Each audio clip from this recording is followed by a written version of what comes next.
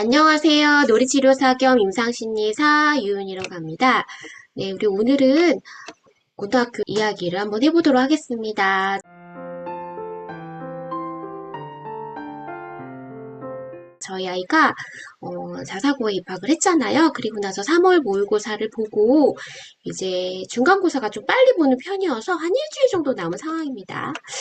아이들의 입장에서는 3월 모의고사 공식적인 이제 전국 단위 시험을 처음 본 거기 때문에 물론 그 안에서 우수한 성과를 나온 아이들도 분명히 있을 것이고 또 열심히 노력했지만 또 원하는 대로 결과가 못 나온 아이들도 있을 것 같습니다. 그래서 그런 경험을 통해서 바로 또 이어져서 중간고사가 있기 때문에 중간고사를 준비하는 아이들한테 어떻게 우리가 부모로서 건네야 되는지, 또 이제 원하는 성적을 잘 못 맞는 아이한테, 이제 흔들리는 아이한테 이제 부모가 어떻게 건넬 수 있는 말들이 있을지 좀 알아보도록 하겠습니다.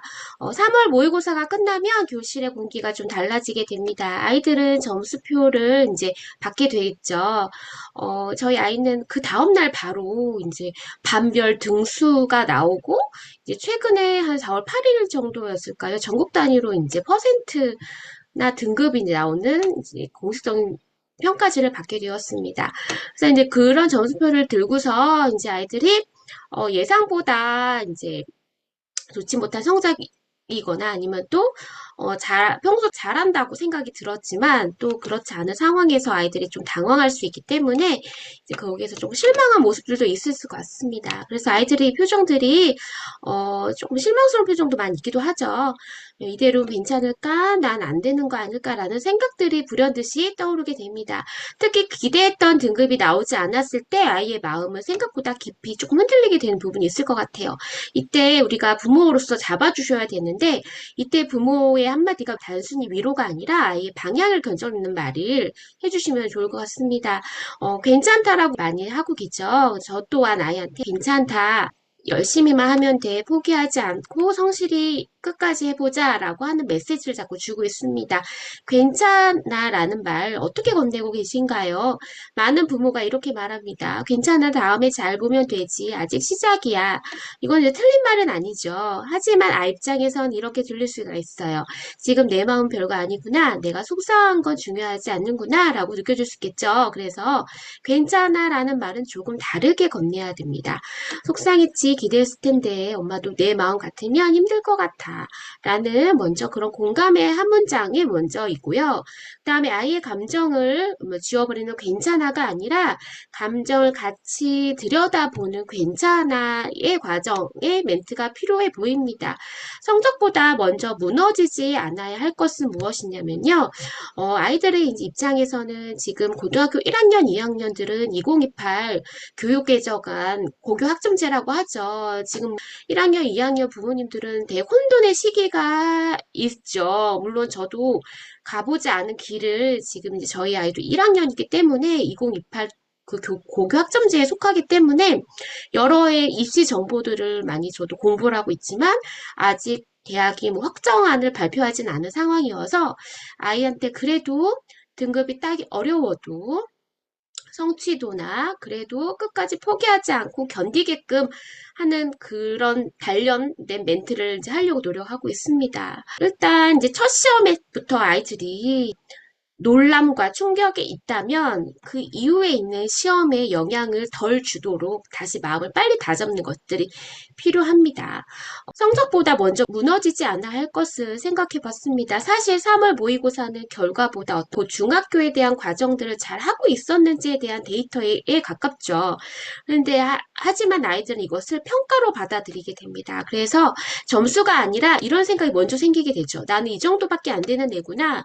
이때 반드시 지켜줘야 할 원칙들이 있습니다. 아이의 자기 효능감입니다. 이번 결과는 실력이 아니라 과정의 일부야. 지금 부족한 건 채워갈 수 있는 거야. 이 말은 단순하게 격려가 아니라 아이의 상황에서 현재 점수에서 앞으로의 가능성을 옮겨주는 멘트가 될 수 있을 것 같습니다. 열심히 해보다 더 중요한 한 가지가 있죠. 부모님들은 쉽게 말하죠. 더 열심히 해야지. 근데 이제 아이들 입장에서는 막막하기도 하고 이미 열심히 했다고 생각했기 때문이죠. 이럴 때 필요한 건 어떤 의지가 아니라 어떤 구체성입니다. 이번에 어떤 유형에서 많이 틀렸어? 시간이 부족이었어? 개념이 부족했어? 중간고사 때는 한 가지만 바꿔보자. 뭐부터 바꿔볼까? 이런 질문들을 통해서 아이들은 스스로 생각을 하게 됩니다. 그래서 그리고 이 과정들은 처음을 느끼게 돼요. 나는 다시 해볼 수 있구나. 그래서 아이들이 무언가 자신의 어떤 것 해볼 수 있는지 구체성에 대해서 나눠보는 것들이 필요합니다. 절대 포기하지 않은 아이는 이렇게 만들어집니다.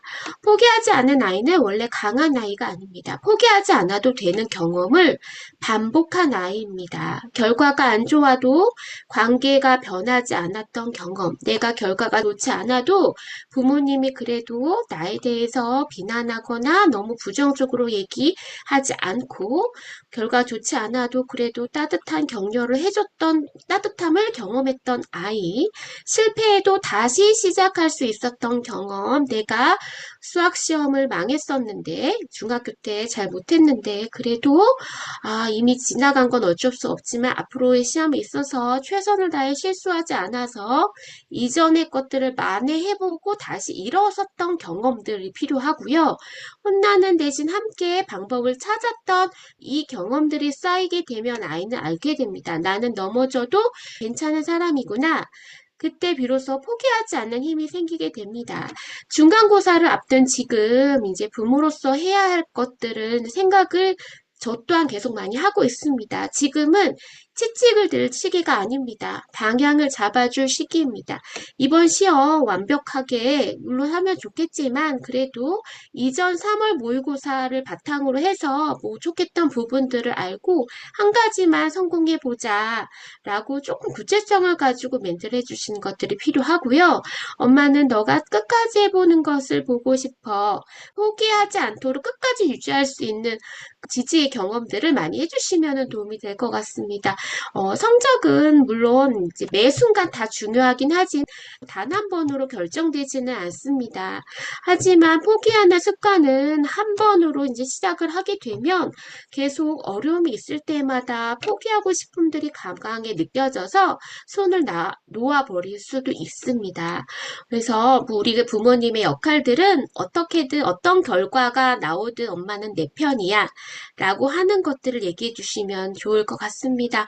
아이한테도 내신 경쟁이 치열한 자사고, 과학고, 외고 등등 갑방고 등등에 있는 아이라고 한다면 너가 열심히 한 만큼 물론 다른 아이들도 열심히 분명 하겠죠. 그래서 우리가 해줄 수 있는 것은 너가 거기에서 좋지 못한 성적이 나오더라도 그래도 열심히 할 것, 그래도 성실히 끝까지 견디면서 하게끔 자꾸 지지의 경험들을 해주시는 거, 결과가 어떻든 엄마는 내 편이야 라는 것들을 우리가 자꾸 상기시켜가지고 자동적으로 막 얘기를 해주셔야 될 것 같습니다. 지금 이 혼돈의 시대에 우리 아이들 고등학교 1학년, 2학년들이 너무 힘들 것 같기는 해요. 물론 그 학생을 둔 부모님의 마음들도 왔다 갔다 하고 너무 많은 정보 속에서 불안도 하실 텐데 결과가 어떻든 끝까지 해보자. 결과가 어떻든 그래도 너 편이야. 결과가 어떻든 간에 열심히 하자. 라고 하는 멘트들을 자꾸 주시면 아이가 분명히 포기하지 않고 이전에 부족했던 것들을 기반으로 해서 조금씩 더 나아지는 모습들을 보이고 또 이제 일어날 거라고 저는 생각이 듭니다. 네, 저는 선생님으로서 여기에서 쓴 거는 아니니까요. 저희 이야기가 너무 긍정적이게 얘기를 한 거다라고 할 수도 있겠지만 저는 이제 저희 아이들한테는 그래도 자꾸 앞으로의 시험들이 많이 있기 때문에 계속 긍정적인 방향성에 대한 멘트를 이제 해주려고 합니다. 지금 이 영상을 듣고 계신 부모님이시거나 아니면 치료사 선생님이시거나 등등 계시다면 어떤 아이든지 간에 아이의 작은 태도를 통해서 긍정적인 멘트를 해주는 것은 중요하니까요. 그런 것들을 많이 표현해 주셨으면 좋을 것 같습니다. 그럼 오늘의 영상은 이제 저의 지금 개인적인 고등학교 아이들의 이야기를 진행을 해봤습니다. 다음번에는 더 좋은 영상으로 찾아뵙겠습니다. 저는 놀이치료사 겸 임상심리사 유은이었습니다. 감사합니다.